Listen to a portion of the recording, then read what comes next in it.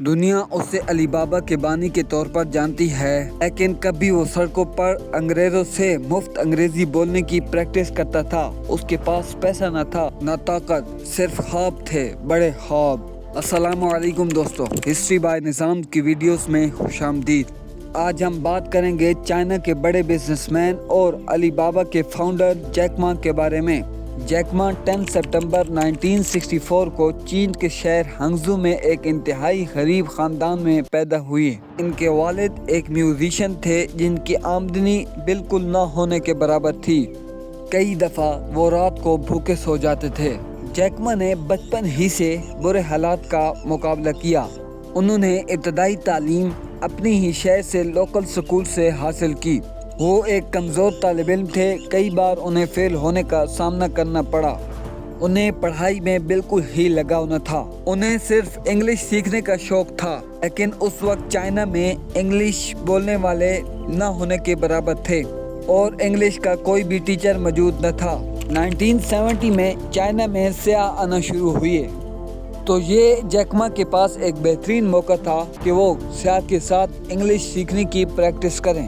اور انہیں فائدہ یہ بھی تھا کہ سیاح زیادہ تر ہنگزو میں آتے تھے، کیونکہ ہنگزو ایک سیاحتی مقام تھا۔ تو جیک ما سائیکل پر 17 میل دور 40 منٹ کا سفر کر کے ہنگزو ہوٹل پہنچے تھے، جہاں پہ سیاح آ کے رکے ہوتے تھے۔ وہ ٹورسٹ کو فری میں گائیڈ کرتے تھے، کے ساتھ انگلش بولنے کی پریکٹس کرتے تھے۔ انہوں نے 9 ایئر بغیر رکے محنت کی، کبھی کسی سے ٹیوشن نہ لی، بلکہ صرف سیاحوں سے بات چیت کر کے وہ بہترین انگلش بولنے لگ گئے تھے۔ یہاں پر میں آپ کو جیک ما کے بارے میں ایک انٹرسٹنگ بات بتاؤں کہ ان کا اصل نام ما یون ہے۔ جیک ما اپنے معمول کے مطابق سیاحوں کے ساتھ انگلش کی پریکٹس کرنے جاتے تھے۔ ایک دن انہیں ایک لڑکی نے کہا کہ تمہارا چائنیز نام بہت مشکل ہے، اس لیے میں تمہیں جیک کہہ کر پکاروں گی۔ تب سے انہوں نے اپنا نام جیک ما رکھ لیا اور بعد میں اسی نام سے مشہور بھی ہو گئے۔ جیک ما نے اپنی زندگی میں بہت ناکامیاں دیکھی۔ وہ پرائمری اسکول میں 2 بار فیل ہوئے، مڈل اسکول میں 3 بار فیل ہوئے، کالج کی انٹرنس ٹیسٹ میں کئی بار فیل ہوئے۔ آخر کار انہوں نے ہنگزو ٹیچر انسٹیٹیوٹ میں داخلہ لیا۔ یہاں سے پڑھائی کو مکمل کرنے کے بعد ہارورڈ یونیورسٹی میں 10 بار داخلے کے لیے اپلائی کیا، لیکن انہیں داخلہ نہ ملا، کیونکہ یہ داخلہ عام طور پر گریجویٹ اور بزنس اسکول کے لیے ہوتا ہے، لیکن انہوں نے وہاں کبھی بھی پڑھائی نہیں کی تھی۔ جیک ما نے 30 سے زیادہ نوکریوں میں اپلائی کیا، لیکن وہ ریجیکٹ ہوئے۔ انہوں نے جیسی ہی مکمل پڑھائی کی تو پولیس میں اپلائی کیا، لیکن وہاں سے جواب ملا "یو آر ناٹ گڈ انف"۔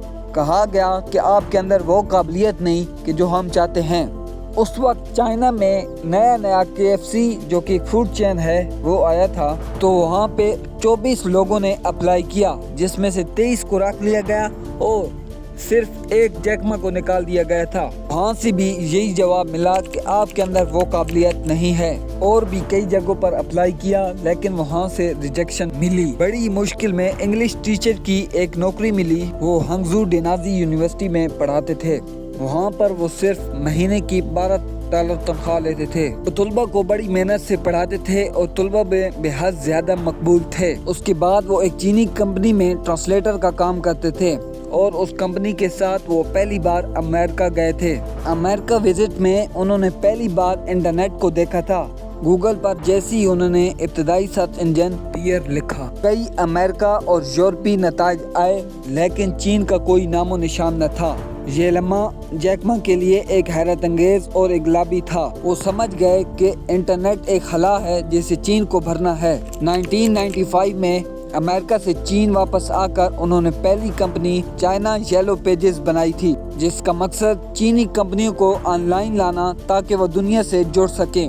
یہ کمپنی جلد ہی مشہور ہو گئی، لیکن حکومتی مداخلت کی وجہ سے ناکام ہو گئی تھی۔ چونکہ چائنا میں اس وقت نیٹ نیا آیا تھا، تو اس وقت کی حکومت اسے بہت ہی شک و شبہ کی نگاہ سے دیکھتی تھی۔ تو اس وقت حکومت نیٹ کی ہر چیز پر اپنا کنٹرول رکھنا چاہتی تھی۔ حکومت نے جب یہ دیکھا کہ Chinese yellow pages business information پھیلا رہا ہے، حکومت نے کہا کہ یہ ایک عوامی معلومات ہے اور اسے صرف حکومت ہی چلا سکتی ہے۔ तो एक सरकारी ادارے نے چائنا یلو پیجز کا کنٹرول حاصل کر لیا۔ جیک ما کو ایک طرف ہٹا دیا گیا اور اس کے ہاتھ پر پانی پھیر دیا گیا۔ جیک ما کی کمپنی ایک فری مارکیٹ پر مبنی پلیٹ فارم تھی، مگر حکومت نے اسے بیوروکریسی کے مطابق بدلنے پر زور دیا۔ یوں چائنا یلو پیجز کا اپنا ویژن ختم ہو گیا تھا۔ چائنا یلو پیجز کے قبضے کے بعد انہوں نے سرکاری نوکری قبول کر لی۔ انہوں نے ministry of foreign trade and economic cooperation کے تحت انٹرنیٹ کے مشیر بن گئے۔ وہ حکومت کے ساتھ ای کامرس اور انٹرنیٹ پر کام کرنے لگے۔ اس دوران وہ سرکاری دوروں پر گئے اور انہوں نے ای کامرس کو قریب سے دیکھا۔ سرکاری نوکری کے دوران بھی جیک ما نے اپنا خواب نہیں چھوڑا۔ وہ کہتا تھا کہ تم حکومت کے ساتھ اگر کچھ نہیں بدل سکتے تو خود باہر آ کر اپنا نیا نظام کھڑا کرو۔ 1999 میں انہوں نے سرکاری نوکری چھوڑ دی اور اپنے گھر میں 17 دوست اور شاگردوں کو بلایا۔ ان 17 دوستوں کو اس نے کہا کہ آؤ ایک نئی ٹیم بناتے ہیں اور ایک نئی کمپنی بناتے ہیں جو دنیا بھر میں چائنیز بزنس کو دنیا کے ساتھ جوڑے۔ اور وہیں اسی جگہ پر اس نے علی بابا کی بنیاد رکھی۔ علی بابا کا آئیڈیا منفرد تھا۔ اب مسئلہ یہ تھا کہ آخرکار علی بابا کو چلانے کے لیے انویسٹمنٹ کہاں سے آئے گی، تو انہوں نے کئی بینکوں سے قرضہ مانگنے کی کوشش کی، لیکن ہر جگہ سے انکار آیا۔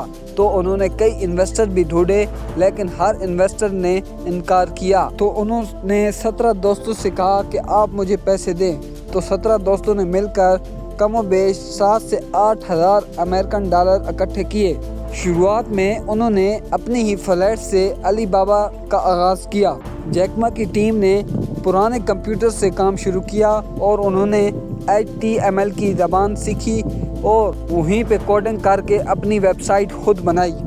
جیک ما اور ان کے 17 دوستوں نے مل کر کئی مہینے کام کیا، لیکن انہوں نے تنخواہ نہ لی۔ اب ویب سائٹ تو بن گئی، لیکن چین میں نیٹ نہ ہونے کی وجہ سے انہیں یہ بھی رکاوٹ تھی، لیکن جیک ما کی ٹیم نے اپنی محنت جاری رکھی۔ کچھ ہی عرصے میں علی بابا چھوٹے اور درمیانے بزنسز کے لیے ایک business to business website کے طور پر جانا جانے لگا۔ 2002 اور 2003 کا زمانہ تھا کہ ای بے، جو کہ دنیا کی سب سے بڑی مارکیٹ تھی، انہوں نے چین میں اپنا قدم رکھنا شروع کر دیا۔ یہ بات علی بابا کے لیے بہت ہی خطرناک تھی، تو جیک ما نے ایک بہت ہی خطرناک قدم اٹھایا۔ جیک ما نے ای بے کو روکنے کے لیے اپنی ایک اور ویب سائٹ تیباؤ کو میدان میں لایا۔ جیسے ہی تیباؤ میدان میں آئی تو اس نے قدم جمانا شروع کر دیے۔ اس کی وجہ یہ تھی کہ ای بے کلائنٹ کو رجسٹر ہونے کے لیے پیسے لیتا تھا، جبکہ تیباؤ بالکل بھی فری تھا۔ اس طرح جیک ما ترقی کے سفر پر دوبارہ شروع ہو گئے۔ 2019 میں 38 ارب ڈالر کے ساتھ چین کے سب سے امیر آدمی اور دنیا میں 20ویں نمبر پر تھے۔ 10 سپٹمبر 2019 میں انہوں نے علی بابا سے ریٹائرمنٹ لے لی اور وہ چین میں فلاحی کاموں میں لگ گئے۔ امید ہے آپ کو یہ ویڈیو بہت ہی پسند آئی ہوگی اور آپ اپنی رائے کامنٹ میں ضرور دینا۔ اگر ویڈیو اچھی لگے تو سبسکرائب اور لائک کر دیں۔ شکریہ۔ اب تک کے لیے اللہ حافظ۔ انشاءاللہ آئندہ ویڈیو میں ملیں گے۔